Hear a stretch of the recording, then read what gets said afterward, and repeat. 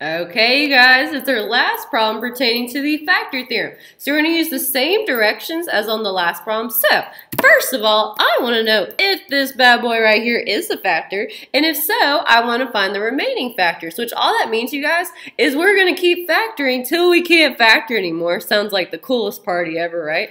Come to my party where we factor till we can't factor anymore. That sounds like an epic party. But anyways, we're going to factor till we can't factor anymore, and then we're going to write our answer in factored form, which is just when we write it as a bunch of things multiplied together, like this one. Okay, so basically we turn this answer into that. Okay, so the previous problem, this, is the same thing as this. If I were to take all these parentheses and multiply them together, I would end up with my original dividend. Isn't that cool? So we're basically going to see if this is a factor and then rewrite our dividend as a series as parentheses. Pretty cool, right? All right, so first off, remember, if something is a factor, the remainder will equal 0. So let's see what magical things happen. All right, which I'm going to use synthetic division. Okay, we are dividing, so you can pick to either do long division or synthetic. I'll leave it up to you. All right, so I'm going to put 2, or the opposite of 2, in the box, which is -2. Remember, put the opposite of the divisor in the box. I'm going to set it up. Okay, I'm going to start with my highest exponent and go down by 1 each time. So we have an x to the 4th, then an x to the 3rd, then an x squared, then an x to the 1st, and then an x to the 0. All right, let's start writing the numbers in front of these awesome exponents. Okay, so the number in front of x squared, I don't see 1, so there's secretly a 1. The number in front of my x cubed is a 2. The number in front of my x squared, I don't see an x squared, you guys. So that means we put in our 0 placeholder. Holy hot dog, right? All right, the number in front of my x is -8. And the final number is -16. All right, guys, let's get this show on the road. If our final number is a 0, then it means it is a factor. So let's see what happens. I'm going to bring down the 1. 1 times -2 is -2. I'm going to slide it up here. I'm going to add down. 2 minus 2 is 0. I'm going to multiply my 0 to the boxy, so 0 times -2 is 0. I'm going to add down, so 0 plus 0 is 0. I'm going to multiply this to the boxy, so 0 times -2 is 0. I'm going to add down, -8 plus 0 is -8. And then I'm going to do -8 times the boxy, times -2, which will be -8 times -2 is positive 16. Oh man, you guys, when we add down, -16 plus 16 will give us a remainder of 0. And this tells us it's a factor. Yay! We're excited. Okay, so since this is a factor, okay, I'm going to be writing my answer in factored form. Okay, so my answer in factored form will be, this is a part of it, so I'm going to throw my x plus 2, it's one of the factors. All right, and then I need to write my depressed equation, or the quotient, the answer I get after I do synthetic, in a parenthesis beside it. And when we do that, we will ask ourselves, can we keep factoring? Okay, so remember, you guys, we start with one exponent less than our highest exponent, which is a 4. So I'm going to start with 1 x to the 3rd. Now this one, you guys, is going to be 0x squared.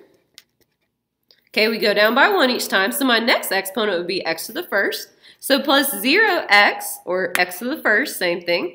And then the one without the x, so minus 8. All right, now this is looking a little weird with all these zeros in the mix. So I'm going to rewrite this without those zeros terms, because it's kind of weird. So we have 1x to the 3rd. 0 times x squared is 0. And 0 times x is 0. So technically, you guys, I don't need to write these two terms. So I'm just going to write x to the 3rd minus 8. Okay, so I know this one's a factor, but I need to ask myself, can I keep factoring with this guy right here? All right, so let's refer back to our nifty chart.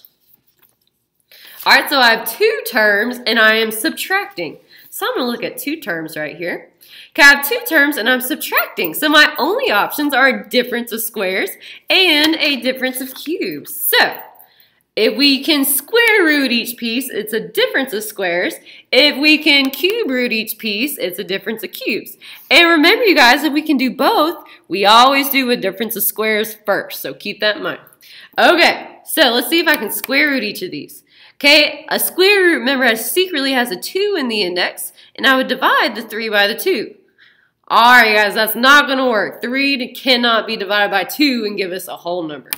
Okay, and I cannot take the cube root of 8. There are not 3 of the same number that multiply together and give me 8. So a difference of squares fails. But let's see if we can do a difference of cubes. So my cube will have a 3 in the index, and I can divide 3 by 3. So that will work.